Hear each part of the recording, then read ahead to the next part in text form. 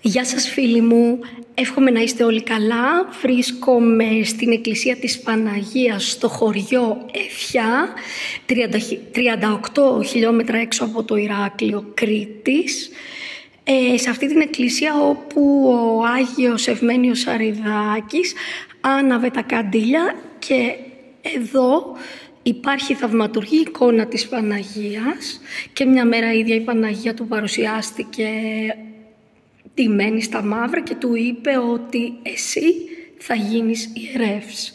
Εδώ λοιπόν άναβε τα καντήλια ο Άγιος Ευμένιος Αριδάκης. Τώρα θα σας δείξω τα Άγια Άμφια του Αγίου, του Μεγάλου Αγίου Ευμενίου, και μετά θα σας δείξω και τον τάφο του που βρίσκεται στο προάβλιο του ναού.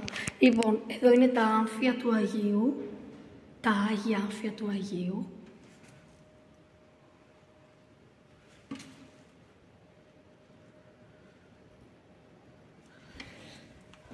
Ο ναός της Παναγίας, επαναλαμβάνω,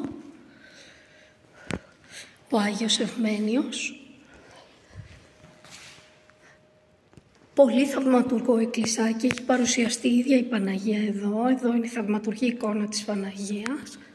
Επαναλάβω ότι ο Άγιος εδώ άναβε τα καντήλια όταν ήταν μικρός και πάμε τώρα να σας δείξω τον τάφο του Αγίου Ευμενίου, του Μεγάλου αυτού Αγίου. Να σας πω ότι ο Άγιος γεννήθηκε το 1931 και κοιμήθηκε το 1999. Είναι ο κρυφός, έτσι το λένε, Άγιος της εποχής μας. Αυτός είναι ο τάφος του Αγίου. Είναι ο τάφος του.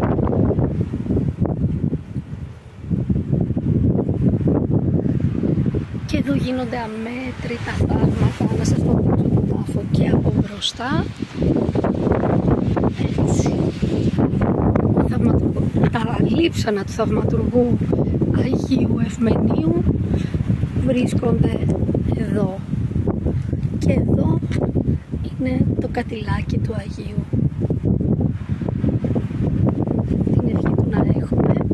Σας ευχαριστώ πολύ και ήθελα να σας παρακαλέσω, αν θέλετε να κάνετε εγγραφή στο κανάλι μου, θα είναι πολύ χρήσιμο για μένα και πολύ βοηθητικό. Να είστε όλοι καλά, την αγάπη μου, θα τα πούμε πάλι σύντομα.